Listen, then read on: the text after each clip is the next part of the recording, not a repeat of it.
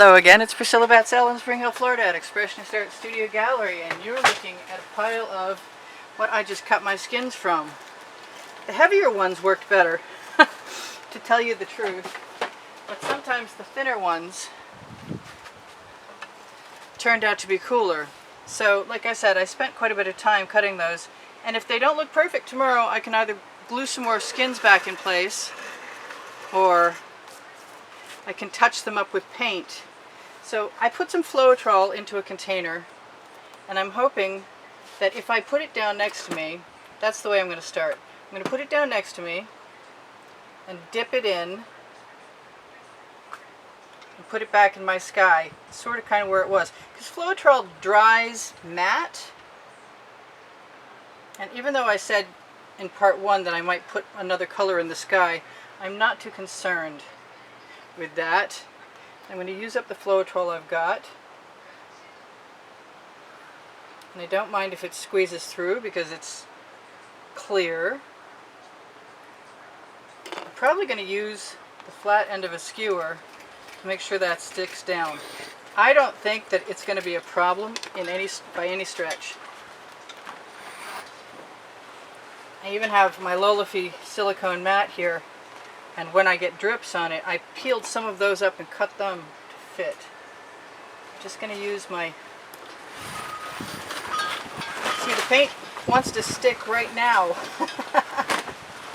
So I'm going to be a little careful with that. Put some more Floetrol down. I might be spreading it around with my finger so it's a little thinner. I believe that it will act like glue. I've tried this before in some other way. This is the one that's going to cover up the little spot in the sky. So I've got quite a few of these so far. I didn't count in the end, but if it's not an odd number, we'll fix that by adding another one. I'm trying to generally put them where they were placed and hoping that the breeze doesn't blow them away. But fortunately, the painting was from yesterday. Sorry about my head. The painting was from yesterday, so that it kind of still has a certain level of tackiness to it, if that makes sense. I'm going to put some of this bronze-colored paint into a little container and probably try my best to make some baskets. I'm pretty sure I can also, if I need to, I can also put a little bit more. Oh, I see I have a nubby on the back of that. And that's holding it up. I am going to trim that off. Like I said, even if I had a hole, I could fill it with paint or another little piece of skin. I thought about using the acetate, but it just didn't go. It just seemed like it was going to be too flat and look too much like a cutout. So I'm actually getting on with this fairly quickly. I'm not sure how I'm going to tell which ones I've done and haven't done by the time I'm done with it. And I am going to go around and try and stick everything down. And I'm going to keep putting more Floetrol out right here on my silicone mat, so I don't get too much of a mass. That's why I'm not putting it right on the canvas. That one might have wanted to be moved up a little bit. I do have a few with some holes in them. I just couldn't resist. The colors were just too nice. And I'm definitely looking for places where I might have got a few little flecks of paint on the canvas. I can't believe I'm still able to do this in this breeze. Pretty sure it wants to rain on me again.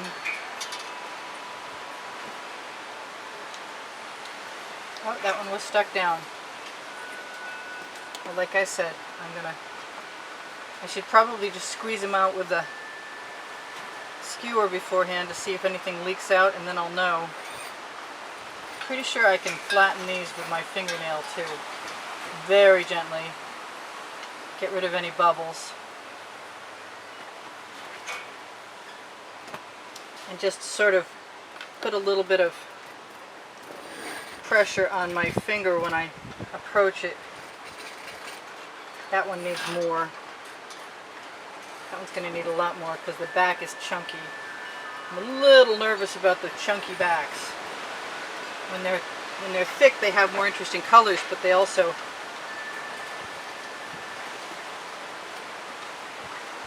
That one acted like it was stuck already.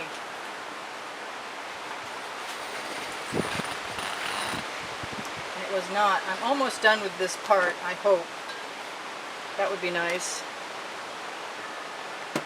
Because it didn't really think it was going to take too long. It took an awful long time to cut the pieces. So they're basically like cutting a little light bulb shape.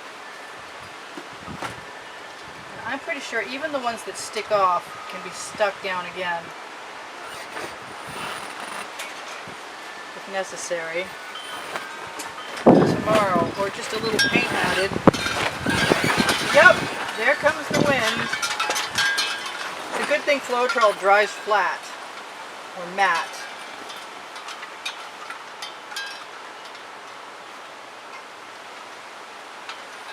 Sorry if my head's in the way part of the time. I'm at the point on my skewer to remove anything superfluous. I'll make small adjustments. Hopefully.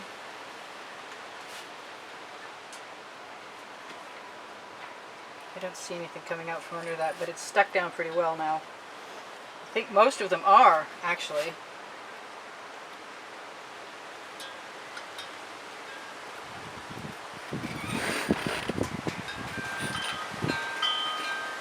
That's the only one that's a problem. It's got all that schmutz underneath it.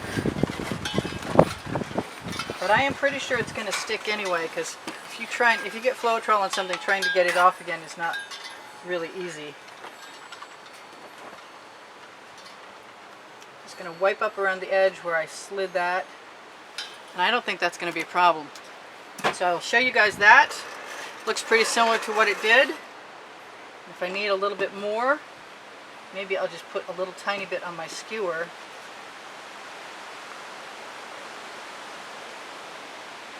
And touch it. I'm not sure what I'm going to do about the ropes that are supposed to be attaching these, but I am pretty sure that what I want to do is try the bronze for the basket, and I could probably also... Let's just try one.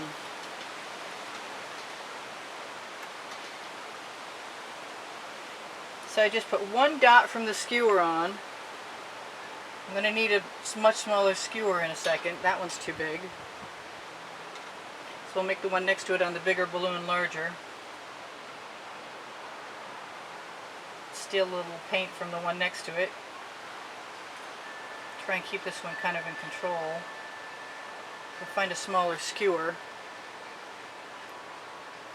because I definitely need a smaller skewer. And do I have one that doesn't have paint? I do.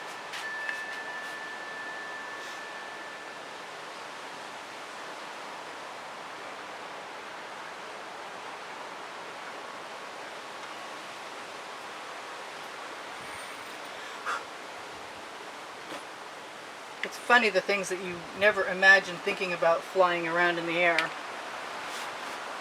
when the wind blows.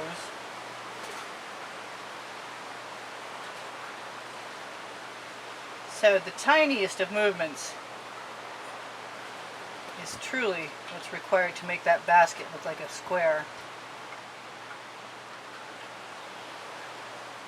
Just trying to give the impression.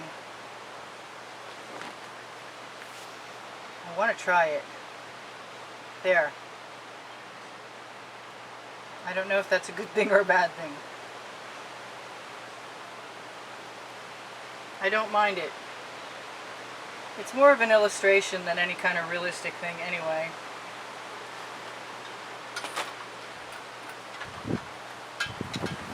Because it's a dry canvas.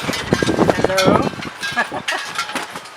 I should be able to wipe away anything I need to. And in this case, I think I'm just going to move that paint right back over there.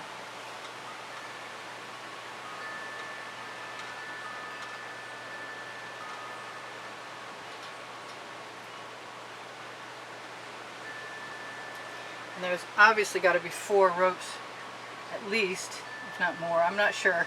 I've never been in a hot air balloon. I think I'd do it if I had the opportunity. This one's kind of bugging me.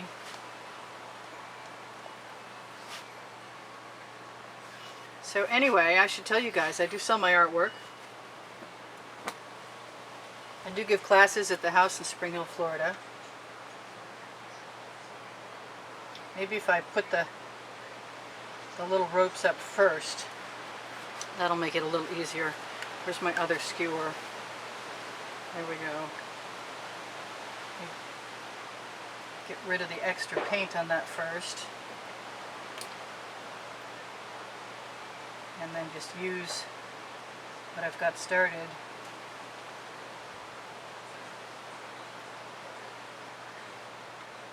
If they need to be bigger, that's not a problem. Making them smaller is not that easy, but this is still kind of fun now that I'm not spending an hour anymore.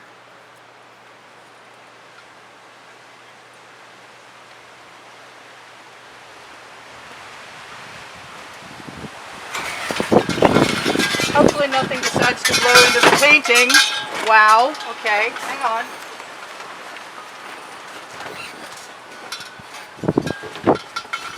I had a canvas that was drying in the wind. Well, it was drying on a shelf too close to the wind, shall we say. And it just went flying. Fortunately, if you ever get dents in your canvases, you can always flip them over. Spray some alcohol in the back. I got one more, I think, nope, two more. I see it.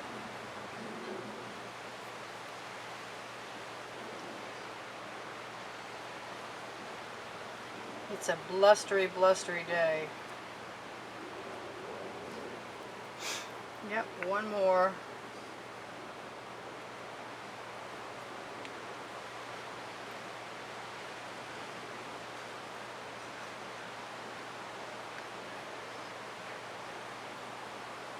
Now I could put cords over the top of the balloons, but I'm not sure that I want to do that.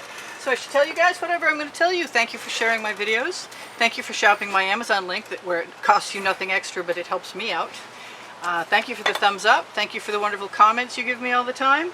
I really appreciate the donations that help keep me painting since 2019 or so. And if you want to join the monthly drawing, you will find the exhibition video on the end screens of every video, and it will show you what that month's prize drawing winner will have to choose from. I have Teespring clothing under the video. That's where there are Oliver print leggings and t-shirts. I got stuff blowing in the wind. I may have to do a couple of tweaks to this tomorrow. I could even dot some paint in the background to make it look like more balloons. I just don't want to take a chance on that right now. My website is under the link tree, along with Pinterest, Instagram, Twitter links, my Google My Business website, where you can give me a review if you want to. My email address is directly under the link tree, which is under the video, and that's for sales or lessons if you want to make an inquiry. Underneath the video in the description you can find my paint pouring recipe, and let's see, what else is there? Expressionist Art Studio Gallery Appreciation Group is a Facebook group for students. Expressionist Art Studio Gallery Totes and More is for people who are looking at my Fine Art America and Pixels.com and Saatchi Art, whatever I happen to post to that page on Facebook. You can see examples of it there, and you can hit the Shop Now button and it'll take you there. And Expressionist Art Studio Gallery Fans and Collectors is the place to look for what I have edited and added to the albums there. So this is Priscilla Batzell in Spring Hill, Florida at Expressionist Art Studio Gallery. I hope that wasn't like the most boring thing in the entire world, but somebody's going to appreciate it. And I hope you guys have some fun. I will talk to you anon. If there's anything I've forgotten, you'll probably get that in another video. And the only thing I can think of right at the moment is thank you for liking my videos, and check out Phoenix Rising Priscilla Batzell Art, where there are still no commercials for the moment, and I don't know how long it'll be around. We'll see. And please subscribe. I'll see you anon. Bye for now. Check the community board for tomorrow's video, or today's video rather, and Expressionist Art Studio Gallery Appreciation Group also will have a link to today's videos.